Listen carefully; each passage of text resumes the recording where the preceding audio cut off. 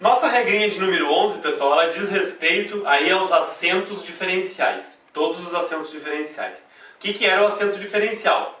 Já vimos que o acento diferencial era aquele acento que não existia para marcar a tonicidade da sílaba, ou o deslocamento da tonicidade daquela sílaba, né? Ele existia aí para diferenciar uma palavra da outra. Olha os exemplos aqui no quadro. Nós tínhamos ali para com acento e para sem acento.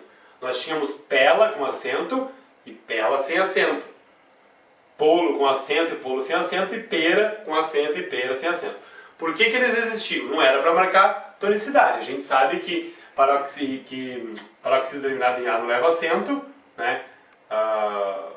Paroxítono terminado em O não leva acento também. Era só para diferenciar da outra palavrinha. Elas tinham significados diferentes.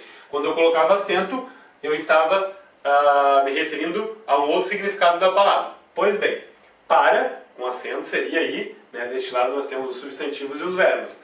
Para seria o verbo parar. Né? Ele não para quieto, verbo parar. E aqui a preposição para. Né? Vamos para a praia, preposição, simplesmente. O pela seria o verbo pelar. Eu pelo, tu pelas, ele pela. Aí teria o acento para me dizer que era o verbo pelar. E o pelo aqui era a preposição, né? Anda pela rua. Polo com acento era aí a ave, né? Ou se não, tinha um acento que era o nome de um jogo também, né? O jogo no lugar polo. E o polo norte também, substantivo. E o polo que existia aqui era uma preposição tão arcaica que nem eu sabia da existência dessa preposição, né? Mas existiu aí essa preposição, polo, né? Polo mais o, digamos. Pera seria a fruta. E pera também é uma preposição arcaica, essa aqui eu até conhecia. Mas existia aí, né, para diferenciar da preposição que ninguém mais usava, mas estava aí. Por isso que caiu, né? Eles eram chamados até de acentos burros, porque as pessoas não usavam, até concordo com esse termo, porque as pessoas não precisavam. O contexto diz, né, quando a gente está falando de uma palavra ou de outra. E a gente vai ver isso aí. Vamos ver uma definição aí de cada uma dessas palavras, de como era, de como o que existia, né? Eu vou passar uma rápida aí, demonstração para que vocês vejam e depois a gente dá sequência na nossa aula. Então, coloca aí a demonstração. Pois bem, pessoal, com a palavrinha para, nós tínhamos duas grafias, tá? Para com acento agudo e para sem o acento agudo.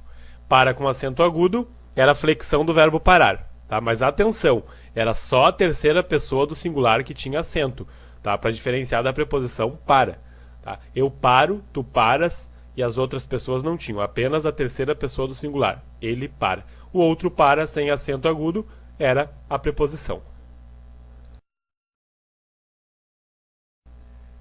Nós tínhamos também pela com acento agudo e pela sem o acento agudo. Pela com acento agudo, flexão do verbo pelar. Eu pelo, tu pelas, ele pela, tá? Tinha o acento agudo. Pela sem acento algum era a combinação da preposição per com o artigo a. Pela, tá? Sem acento, preposição. Com a palavrinha polo, nós tínhamos três formas. Polo com acento agudo, polo com acento circunflexo e polo sem acento algum. Polo com acento agudo era o substantivo, né, que significava jogo ou as extremidades, polo norte e polo sul. Polo com acento circunflexo seria a ave, né, um tipo de ave. E polo sem acento nenhum era a combinação antiga de per mais lo, né, polo. Com a palavrinha pelo, nós tínhamos três formas. Pelo com acento agudo, pelo com acento circunflexo e pelo sem acento algum. Pelo com acento agudo era a flexão do verbo pelar. Eu pelo, tu pelas, ele pela. Pelo com acento circunflexo era o cabelo, né, o pelo do animal. Tá? E pelo sem acento algum seria a preposição, também combinação da preposição per com o artigo o. E por último nós temos três grafinhas da palavrinha pera. A pera com acento circunflexo, pera com acento agudo e pera sem acento algum. Pera com acento circunflexo seria o substantivo, a fruta. Mas atenção que só no singular que tinha acento, né? No plural não tinha. Então a pera com acento circunflexo e as peras sem acento nenhum.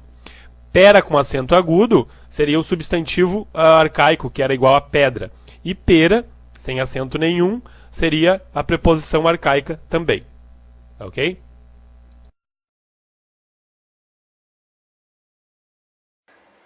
Então, pessoal, como é que ficou? Simples, não tem mais acento em nenhuma dessas palavras que eu passei aí para vocês, tá? As reformas, elas vêm aí para facilitar a vida da gente, não para complicar, né? Muitas pessoas já não colocavam o mesmo acento, então agora não vai precisar colocar mesmo, né? Então vamos fazer o seguinte, vocês viram aí as palavras, né? Estão todas aí.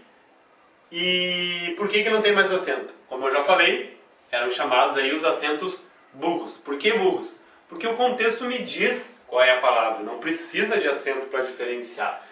Observem aqui na oração 1, o que eu tenho aqui? Vamos para Santa Catarina. É o verbo parar ou é a preposição? Obviamente, né, que é a preposição. Então não precisa, está aqui para, preposição. Né, ligando vamos a Santa Catarina. Ele não para de cantar para você.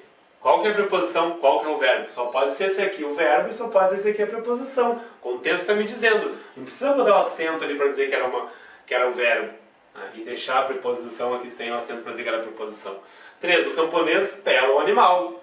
Aí eu posso ter um desvio aqui. Eu vou falar o camponês pela o animal. Não. Quando eu vejo o animal, eu sei que é pelar o animal. Né? O contexto vai me dizer. O camponês pela o animal. Pela a ovelha. 4. Passamos pela Rua dos Andradas. Pela preposição. Né? Pela do verbo pelar, não precisa do acento. 5. Comeu uma pera deliciosa. Alguém tem dúvida de que aqui é a pera, a fruta? Ninguém, não tem como ter dúvida. Né? Ninguém vai comer a preposição aqui, não tem nada a ver. Então o contexto me diz que é... Que tipo de palavra que é? 6. Vamos jogar Paulo? Só pode ser o jogo de Paulo. Né? Não precisa do acento. 7. Quero conhecer o Polo Norte. Só pode ser polo no sentido de extremidades. Né? O texto me diz. 8. Saiu para caçar polo. A ave. Né? Tem um ponto aqui. Tá? E aí, então, eu sugiro aí que vocês deem uma olhada nos vídeos aqui nas aulas de número 4, 6, 7, 9 e 10. A 10 é essa aqui. Mas voltem lá, olhem todos esses vídeos aqui. Revejam. Na verdade, revejam todos, mas esses aqui especificamente falam da nova ortografia. E o conselho que eu dou é o seguinte, não misturem as ortografias nas redações. Se vai seguir a antiga, eu coloquei aqui nos vídeos como é que era e como ficou. Vai seguir a antiga, né? Presta atenção em como era. Vai seguir as novas regras, presta atenção em como ficou. Tá? Eu acho que assim facilita para vocês. Ok? É isso aí então.